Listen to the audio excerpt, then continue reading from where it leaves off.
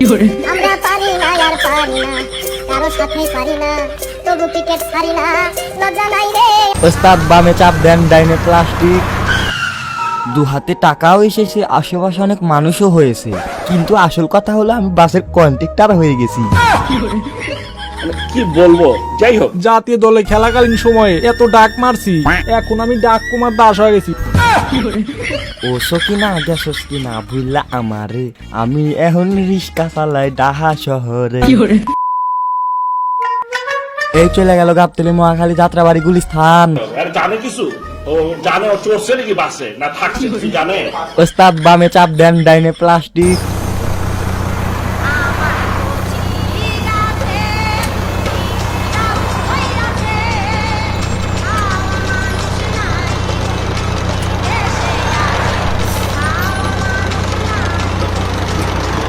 এই মুড়ির টিম চাপাও চাপাও। ওস্তাদ ব্রেক ব্রেক। এই চলে গেল গাবতলী মহাখালী যাত্রাবাড়ি গুলিস্থান। বড় ভাই কই যাইবেন? ভাই গুলিস্তান যাউন যাইবো। সবাই আহেন আহেন, বাস পুরা ফাঁকা, উঠা পড়েন। ভাই আপনারে কেমন জানি চেনা চেনা লাগতেছে, ওই জানি দেখছি আপনারে। ও হ্যাঁ মনে পড়ছে, আপনি তো আমগরে বাংলাদেশের মায়ের দোয়া ক্রিকেট টিমের ক্যাপ্টেন ছিলেন। আপনার নাম ছিল কি জানো? ও হ্যাঁ মনে পড়ছে, সরুম আল হাসান। থুব্বু, সাকিব আল হাসান। তা ভাই আপনার এই অবস্থা কেমনে? Is this a joke? আমরা বাঙালিরা কত আশা করে আপনাদেরকে আমেরিকা পাঠাইলাম যে আপনারা এবারে টি-20 ট্রফিটা বাংলাদেশে নিয়ে আসবেন। আপনাদের দিকে পুরা বাংলাদেশ চায় আছে, আর আপনারা কিনা শেষমেশ করছেনটা কি? বাসে ড্রাইভারি করতেছেন।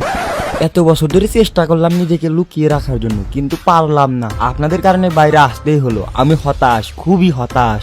হতাশ কেন হতাশ? এই বাস চালাইতেছেন দিকে হেল্লাগে হতাশ। ভাই দুঃখের কথা আর কি কমু, জীবনে অনেক বড় হতে চেয়েছিলাম দু হাতে থাকবে কারি কারি টাকা, আর আশেপাশে থাকবে অনেক মানুষ এবং ফ্যান ফলোয়ার।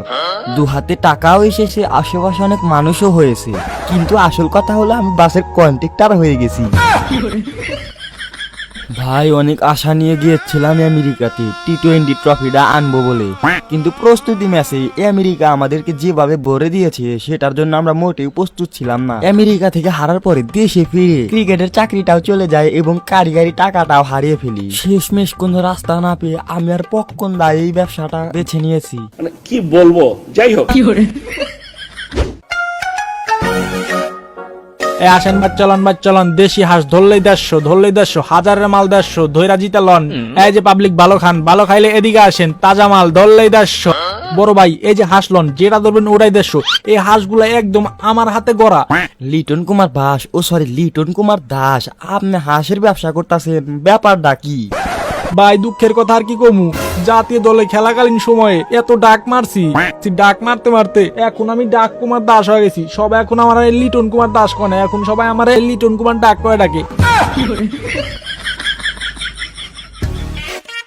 ও সকিনা গেছস কিনা ভুললা আমারে, আমি এখন রিস্কা চালাই ডাহা শহরে। এই রিক্সা দাঁড়াও, যাবে? মামা জামু, কিন্তু অহন কিন্তু গরম পড়ছে, ভাড়া একটু বাড়ায়া দিতে হইব। আচ্ছা সমস্যা নাই, ভাড়া বাড়াই দিমুনি, কিন্তু তোমার দেখা চেনা চেনা লাগতেছে। আরে তুমি আম করে শান্ত না? শান্ত কেন শান্ত? হঠাৎ করে তুমি রিক্সা চালাইতেছো, কাহিনী কি বাবা কও তো? ভাই জান দুঃখের কথা আর শুনতে চাই না, চলেন আপনারে নামায়া দেই। নামায় তো দিবা, কিন্তু বাবাজি তোমার এই অবস্থা কে? খান সাহেব আপনি তো মান সম্মান নিয়ে ক্রিকেট থেকে বাইর হইলেন, কিন্তু আমরা তো মান সম্মান নিয়ে ক্রিকেট থেকে বাইর হইতে পারলাম না। আমেরিকার মতো একটা বাচ্চা দলের লগে হারার পরে বাংলাদেশ আর আমগরে মাইনা নিতে পারে নাই। শেষমেশ আমগরে ক্রিকেট থেকে বরখাস্ত করে দিছে। অহন পেটের দায়ে রিস্কা চালায়া জীবন যাপন করতেছি। আমরা পারি না আর পারি না, কারো সাথে পারি না, তবু ক্রিকেট ছাড়ি না, লজ্জা নাই রে। আমরা পারি না আর পারি না, কারো সাথে পারি না, তবু ক্রিকেট ছাড়ি না, লজ্জা নাই রে। আমরা পারি না আর পারি না। আমরা হয়তো 2 দিন পরে জিতবো, আগে জিতলে কি ক্ষতি? হাতুড়ির তাল বাহানা বুঝলাম না রে একরতি, হয়তো 2 দিন পরে জিতবো, আগে জিতলে কি ক্ষতি? হাতুড়ির তাল বাহানা বুঝলাম না রে একরতি।